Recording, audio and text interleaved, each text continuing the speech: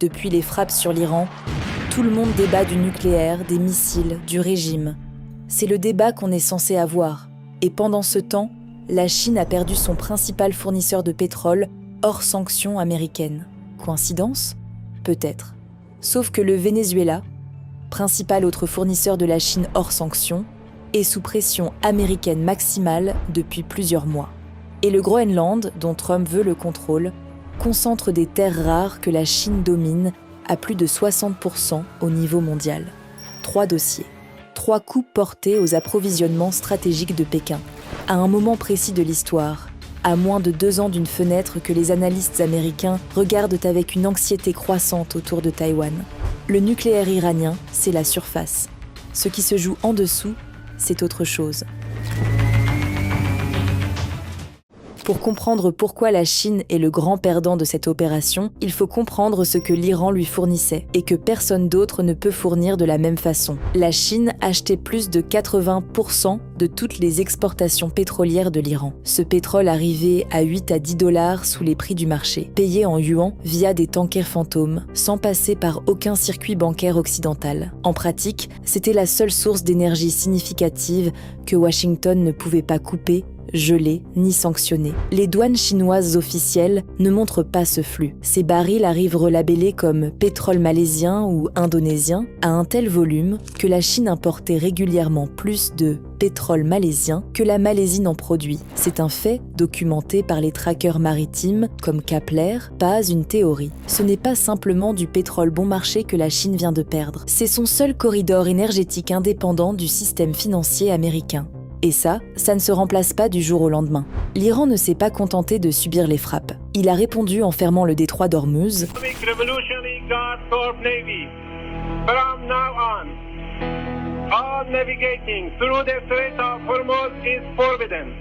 No ship in every type is not allowed to pass from the Strait of Hormuz till next notice. Et ce faisant, il a involontairement activé le deuxième levier américain contre la Chine. Washington exporte du pétrole. Il n'en importe presque plus. Une fermeture d'Ormuz crée une gêne pour l'Europe. Pour la Chine, c'est une menace directe sur son industrie, parce qu'une part massive de ses approvisionnements du Golfe passe obligatoirement par ce détroit. Il n'y a pas d'alternative terrestre viable à court terme. Et une Chine dont l'énergie coûte plus cher, c'est une Chine dont la croissance ralentit, dont les marges industrielles se compriment, dont le budget de modernisation militaire subit une pression constante. C'est précisément la dynamique que Washington cherche à créer, pas en un seul coup, mais par accumulation.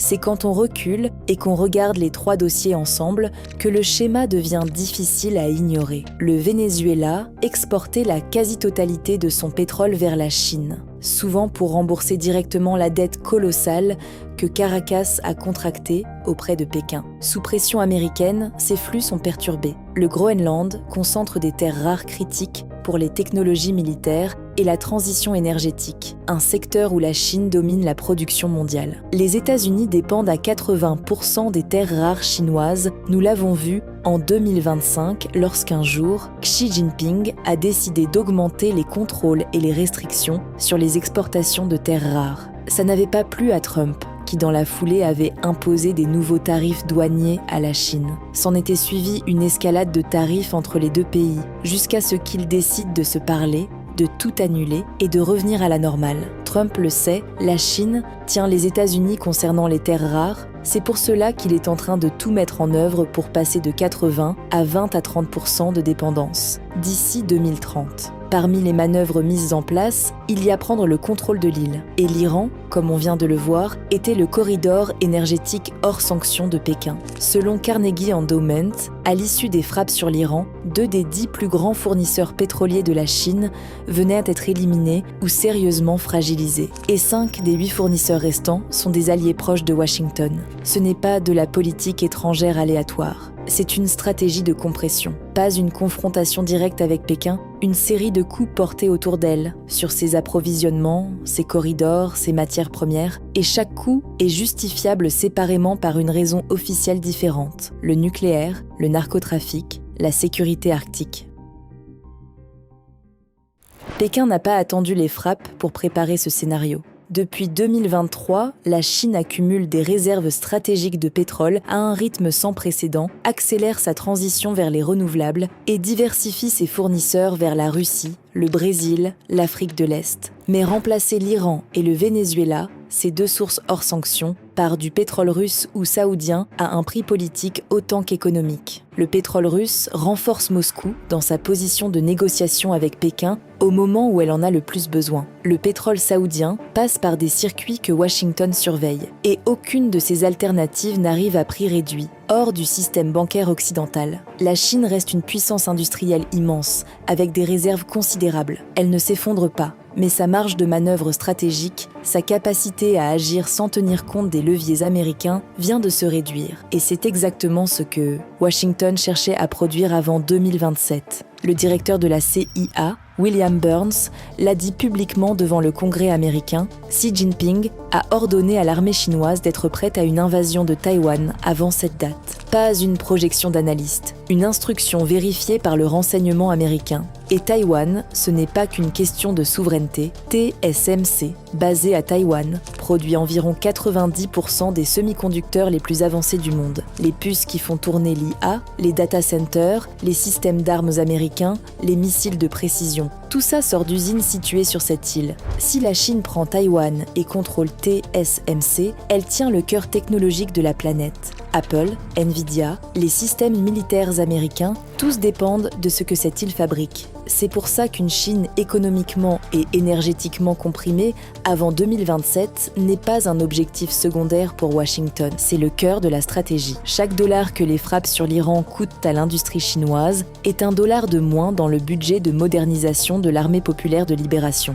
La guerre en Iran et la question de Taïwan ne sont pas deux sujets différents. C'est le même mouvement sur deux théâtres. Si cette lecture est correcte, le conflit entre Iran et les États-Unis n'est pas un épisode qu'on pourra fermer dans 3 mois. C'est la partie visible d'une recomposition qui va durer des années et qui va restructurer les flux d'énergie, de capitaux et de technologies d'une façon que les cycles économiques normaux n'expliquent pas. Le bénéficiaire inattendu à court terme, c'est la Russie. Elle devient mécaniquement le fournisseur de remplacement pour une Chine privée de pétrole iranien, ce qui renforce sa position de négociation avec Pékin au moment où elle en a le plus besoin. Sur la technologie, la tension autour de Taïwan va monter dans les 18 prochains mois. Tout ce qui touche à la souveraineté technologique, fabrication domestique de puces, IA, souveraine, câbles sous-marins, défense cybernétique, va recevoir des financements publics massifs des deux côtés. Ce ne sont pas des thèmes cycliques. Ce sont des priorités d'État. Et du côté chinois, une économie sous pression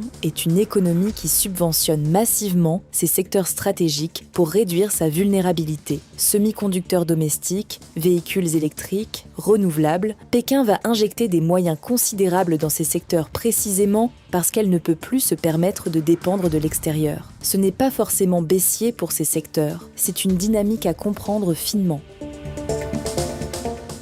Si tu veux suivre l'évolution de cette situation sans te noyer dans le bruit, j'ai un canal Telegram gratuit dédié aux actualités géopolitiques filtrées, uniquement ce qui est confirmé et pertinent pour les marchés. Et un deuxième, canal où je partage mes trades et mon raisonnement en temps réel. Les deux liens sont en description. L'Iran n'est pas la cible, l'Iran est un levier, et le levier est tourné vers Pékin. Abonne-toi.